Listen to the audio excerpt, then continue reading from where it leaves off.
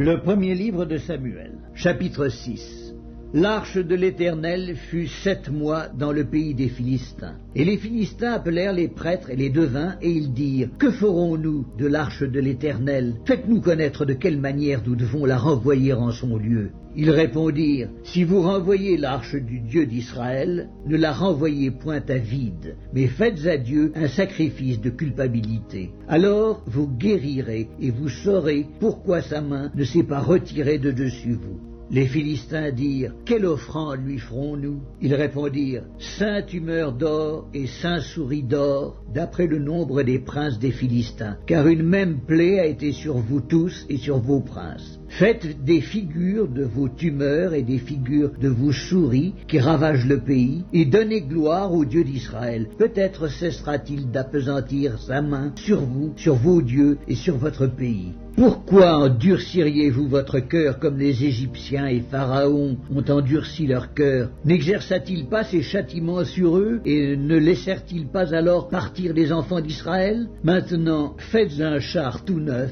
et prenez 2 vaches qui allaitent et qui n'aient point porté le joug. Attelez les vaches au char et ramenez à la maison leurs petits qui sont derrière elles. Vous prendrez l'arche de l'Éternel et vous la mettrez sur le char. Vous placerez à côté d'elle, dans un coffre, les objets d'or que vous donnez à l'Éternel en offrande pour le péché. Puis vous la renverrez et elle partira. Suivez-la du regard. Si elle monte par le chemin de sa frontière vers Beth-Shemesh, c'est l'Éternel qui nous a fait ce grand mal. Sinon, nous saurons que ce n'est pas sa main qui nous a frappés, mais que cela nous est arrivé par hasard. » Ces gens firent ainsi. Ils prirent 2 vaches qui allaitaient et les attelèrent au char, et ils enfermèrent les petits dans la maison.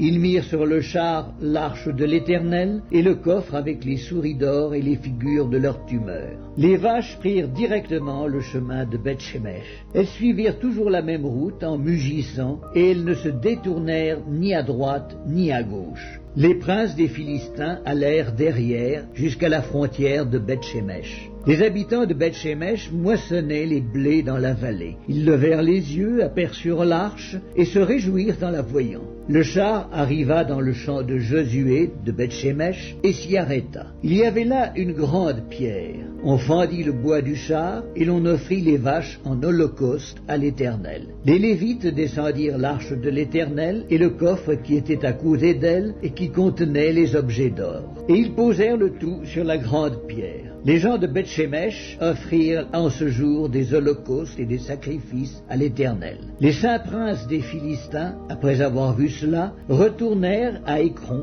le même jour. Voici les tumeurs d'or que les Philistins donnèrent à l'Éternel en offrande pour le péché.